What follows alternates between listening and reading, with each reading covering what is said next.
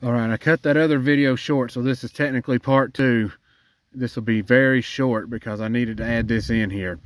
The reason you want to add multiple species to a food plot is because some plants are better at other minerals or elements or nutrients, whatever you want to say, than say a soybean plant, which is what a lot of hunters tend to plant.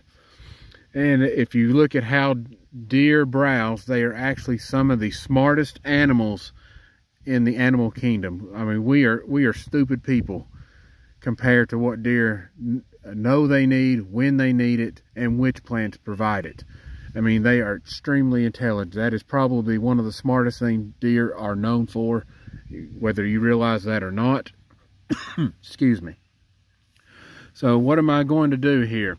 Well, this is a perfect demonstration on why a food plot doesn't need to be a monoculture. This is a benefit that buckwheat brings in. That benefit is the fact that calcium and phosphorus are the 2 top nutrients produced in these plants. So every time they eat these leaves, they're going to get a lot of phosphorus and a lot of calcium than what they would get out of a soybean plant. This is very important when it comes to growing bigger deer. Monoculture food plots will only grow your deer to a certain size. So if you've planted soybean your whole life, and that's all you've been putting in your food plot, you are still limiting the size of your deer. This is why there is no magic plant that will provide everything a deer needs.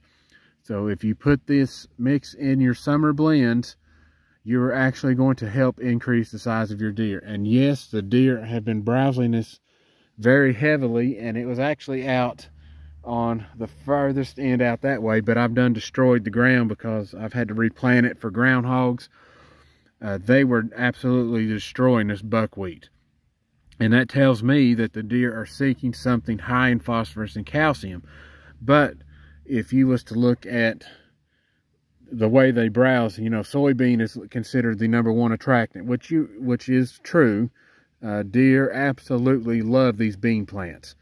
There are many benefits to having that there, but one of the things that soybean is not as good at is the phosphorus and calcium portion in the plants. So I'm going to try to find some examples of tissue tests, and we'll see how that pans out. It may take some time for me to find that, but that will be included in the post if I can get it. But you're actually giving your deer more vitamin material. And just like this one here actually increases the ability to digest for the deer. This encourages good bacteria in your deer's guts. So as long as they eat this in small quantities, or if they're really hungry, it's okay if they eat large amounts, but as long as they eat some of this, you're actually going to allow the deer's digestion rate and absorption rate to increase. So that's just a small example of multiple species working together to grow a bigger deer. And that is one of the key pieces to me in growing a bigger deer. This plant is actually considered a forb. Deer grow big on greens, grains, and forbs. That is the #1 thing. So you don't really want them eating tree leaves. I mean, it's fine if they eat a few of them, but your ultimate goal is to have something that is a forb category plant, and that's what this is. So there you go. I knew I wouldn't have enough time to squeeze it in for that. So there's part 2.